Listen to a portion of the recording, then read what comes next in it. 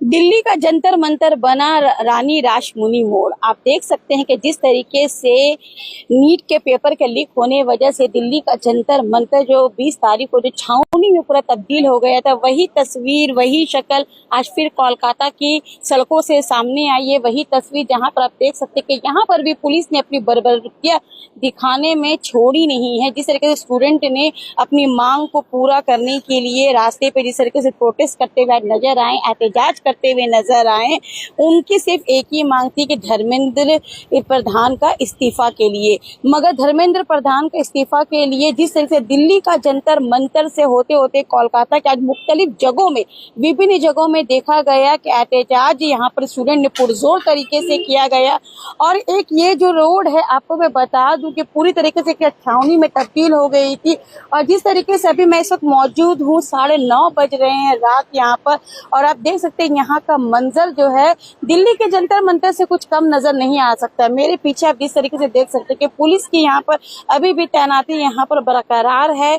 यहाँ पर कोलकाता पुलिस से लेकर के यहाँ पे सीआरपीएफ की टीम भी यहाँ पर भी बिल्कुल मौजूद है यहाँ पर 9:30 बज के रात में। और जिस तरीके से यहाँ पर स्टूडेंट का भी जोर देखा गया है कि यहाँ पर उन लोग भी यहाँ पे डट के खड़े हैं।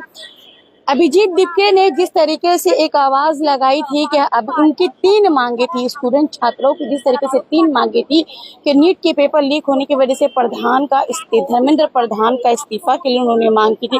और जिस तरीके से 20 जुलाई को दिल्ली के जंतर मंतर में देखा गया था कि जिस स्टूडेंटों के खिलाफ में एफआईआर दर्ज हुआ था अलग अलग थानों में, उनके भी खिलाफ में उन लोगों ने मांग की थी कि उन लोगों के खिलाफ भी एफआईआर को सब हटाया जाए।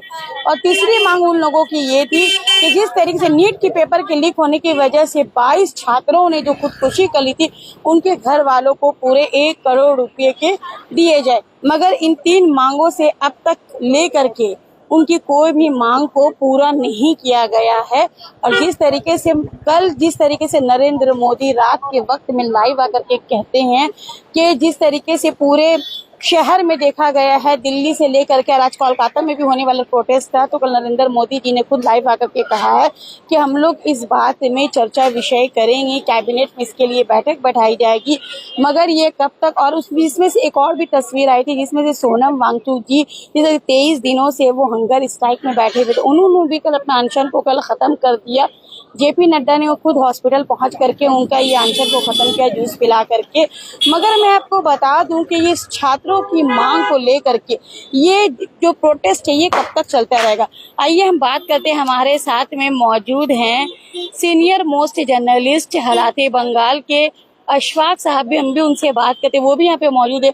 देखते हैं इस बारे में इनका क्या राय है और क्या वो कहते हैं इस पूरे मसले को देखते हुए। शाहीन, मुझे लगता है ये पूरा प्रोटेस्ट जो है गवर्नमेंट ने अपने नाक का झगड़ा बना लिया है, क्योंकि तकरीबन 27 दिन से ये प्रोटेस्ट चल रहा है और 27 दिन होने को है। अभी तक जो कॉकरोच जनता पार्टी सीजेपी का जो मेन सबसे पहला जो डिमांड है वो है रिजिग्नेशन ऑफ धर्मेंद्र प्रधान, वो अभी तक नहीं हुआ है। आज आपको बता दें कि एनटीए नीट का जो पेपर होता है, जो एजेंसी उसको जांच करती है, उसका नाम है नेशनल टेस्टिंग एजेंसी। एनटीए ने 47 ऑफिशियल को, टॉप लेवल ऑफिशियल को जो है सस्पेंड किया है। लेकिन जो सबसे अहम डिमांड है धर्मेंद्र प्रधान का इस्तीफा, वो कब होगा, जो कि पहला डिमांड है। जब तक ये डिमांड क्लियर नहीं होगा, मुझे नहीं लगता है कि यहाँ पे भी जो लोग, जो जेनजी यहाँ पर भी जो जमा है, मौजूद है, बंगाल के कोने कोने से आज यहाँ पर आए थे, और हो सकता है ये सिलसिला मैं ये कहना चाहता हूँ आपके एचबी न्यूज के तमाम व्यूवर्स को कि this is just the beginning, ये शुरुआत है। अभी ये ट्रेलर है, पिक्चर अब शुरू होगा बंगाल में, क्योंकि यहाँ के जो जेनजी है वो कहीं ना कहीं जंतर पंतर से शाहीन बहुत ज्यादा इंस्पायर है। और जो सोशल मीडिया में जिस तरीके से लोगों ने देखा है, जो ब्रूटलिटी पुलिस वालों ने जिस तरह से छात्रों पे जिस तरह से डंडे बरसाए हैं, टीयर गैस छोड़े हैं, पैलेट गन का इस्तेमाल किया। आज हम लोगों को देखा कि राहुल गांधी ने एक विक्टिम को सबके सामने, मीडिया के सामने पेश किया और दिखाया किस तरह से पैलेट गन का इस्तेमाल किया गया, जबकि दिल्ली पुलिस बार बार कह रही है कि कोई पैलेट गन का इस्तेमाल नहीं हुआ है। कहीं ना कहीं 2 तरह की बातें सामने आ रही है। तो मैं कलकत्ता और बंगाल के एक नागरिक के तौर पे मैं जो देख रहा हूँ यहाँ पर, this is just the beginning, ये शुरुआत हुई है। यहाँ के लोगों में आक्रोश है। रात का 9:30 बज रहा है, बहुत सारे जो छात्र यहाँ वहाँ बिखरे हुए हैं, ऑर्गेनाइज नहीं है, लेकिन हो सकता है कि बहुत जल्द जो है आज नहीं तो कल ये एक बहुत बड़ा एक समुद्र कलकत्ता में भी देखने को मिलेगा। और जिस तरह से जंतर मंतर में छात्र जो है पिछले 27 दिनों से डटे हुए हैं, शायद जिस तरह से CA मूवमेंट के टाइम में हम लोगों ने देखा कई लोग जो है धरने पे अलग अलग जगह पे बैठे थे, इस तरह भी कमोबेश वैसा ही नजारा कलकत्ता की भी सड़कों पे भी हमको देखने को मिलेगा। कहीं ना कहीं साफ लफ्जों में कहा जा अगर कहें तो देश का मुस्तकबिल क्या खतरे में है या देश का संविधान खतरे में है? जिस तरीके से देश के मुस्तकबिल को भी देखा जा रहा है, नीट के पेपर के लीक होने के मामले में छात्रों को रास्तों में देखा जा रहा है, लाठी चार्ज भी किया गया उन लोगों के ऊपर में। आखिर उन लोगों की मांग को पूरा करने में अगर सरकार क्यों इतना तानाशाहीगिरी कर रही है, क्यों उन लोगों की बातों को नहीं सुन रही है? आखिर वो देश के भविष्य आने वाले मुस्तकबिल है। देखो Shaheen, this is not the first time.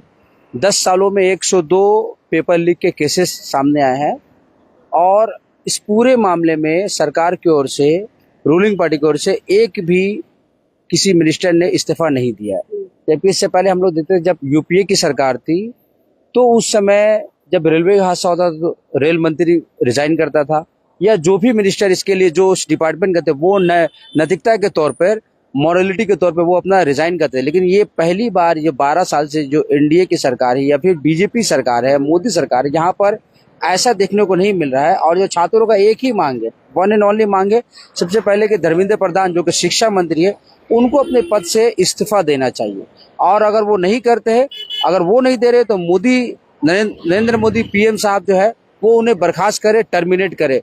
वो नहीं हो रहा है तो कहीं ना कहीं इस पे जो लग रहा है लोगों को, जो छात्रों को लग रहा है कि जो सरकार है वो अपनी डिक्टेटरशिप चला रही है। बिल्कुल उसको छात्रों से कोई लेना देना नहीं है। जबकि हिंदुस्तान का 50% जो आबादी है वो युवाओं पे मुश्तमिल है।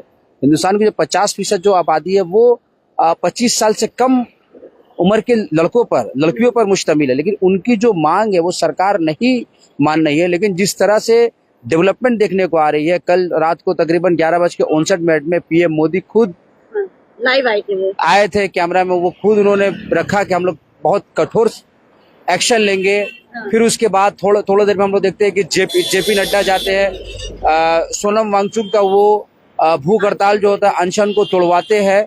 लेकिन जो कोर इशू है, where will be the resignation of Dharmendra Pradhan, this is still a mystery. अभी तक नहीं हुआ। आज पूरे हिंदुस्तान में नेशन वाइड जो कॉकरोचेस थे वो सड़कों पे उतरे, कलकत्ता में भी उतरे। लेकिन सरकार का क्या अपने बातों से पीछे झुकेगी, सरकार रुकेगी? ये बहुत बड़ा सवाल है। अभी तक ये क्लियर होता नहीं दिख रहा। जिस तरीके से हमने अभी बात किया, हमारे साथ में अशफाक जी मौजूद थे। मगर आपको मैं बता दूं कि देश की जो मुस्तकबिल है, देश के जो हालात हैं, वो कहीं ना कहीं वो जेनजीज कॉकरोच जनता पार्टी अब जाग चुकी है। कॉकरोच जनता पार्टी की जो मांग है, और आपको मैं बता दूं कि दिल्ली के जंतर मंतर से यही आवाज लगाई जा रही है कि जब तक जो शिक्षा मंत्री है धर्मेंद्र प्रधान का इस्तीफा नहीं दिया जाएगा, ये कॉकरोच जनता पार्टी आपको बता दे जेनजीज रुकने वाली नहीं है। का प्रदर्शन जो है लगातार चलता रहेगा, चाहे वो दिल्ली का जंतर मंतर हो, चाहे वो कोलकाता के मुख्तलिफ जगहों का वो जंतर मंतर बन जाए, मगर ये जेनजीज और कॉकरोच रुकने वाले नहीं है। ऐसे ही लाइव अपडेट के साथ हमारे साथ बने रहिए। मैं शाहीन शहजाद, धन्यवाद।